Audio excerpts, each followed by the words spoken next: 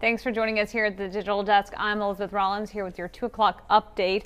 We have an update to a story we first brought you this morning as breaking news after two buses collided this morning in Effingham County. We want to let you know that this turned out to be a minor incident. No one was injured. It turned out it happened around 8 o'clock this morning on Ebenezer Road on Mill Pond Road. Investigators say an Effingham County school bus failed to yield, pulled out in front of a YMCA school bus. A student on the YMCA school bus was checked out by EMS and first responders on scene, but appeared to be okay and was not transported to the hospital. A South Carolina man has been sentenced to 30 years in prison for killing his wife and trying to make it look like a suicide. A jury found 39-year-old Richard Passio Jr. guilty of murder on Thursday. Authorities say Passio called 911 in June of 2016 saying that his wife had just killed herself. But according to investigators, 33-year-old Michelle Passio had likely been dead for a while because she was already cold to the touch. Well, today is a first alert weather day. There's a flash flood watch in effect for many eastern counties here in Georgia and portion of South Carolina. Cutter Martin has the latest.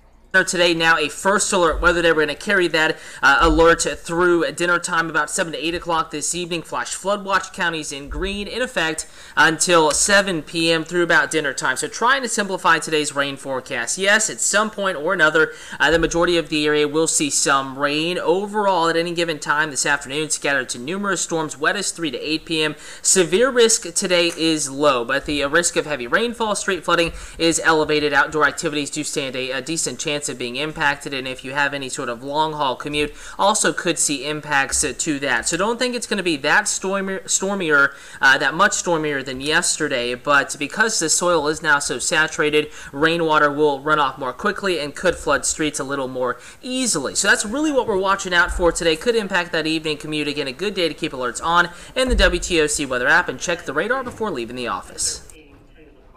And the WTOC Storm Chaser will be in Lyons today, so make sure you come out to Lasser Equipment on U.S. Highway 1 South and meet with the First Alert Weather Team.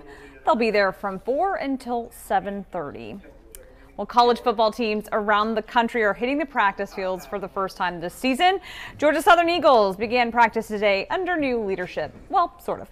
Head coach Chad Lunsford finished the 2017 season as interim coach, and now he's leading practice after being given the full-time job during the off-season. Lunsford challenged his senior players today, saying that last year was unacceptable for Georgia Southern football. This is what I will say about that. I don't know how this year is going to go. I know what we want to happen. I know what we're working to get done. But they better be the ones that set the tone that the last couple seasons at Georgia Southern is not acceptable. And they need to get this whole senior group needs to leave their footprint on this football program of this is what Georgia Southern expects and this is what Georgia Southern is going to get. And the Eagles will begin the season on Saturday, September 1st in Statesboro against South Carolina State. And our Jake Wallace is actually in Athens today, and he'll have live updates from the Georgia Bulldogs on their practice this afternoon. Of course, if you have any questions, comments, post below. We'll get back to you before our next update at 3 o'clock.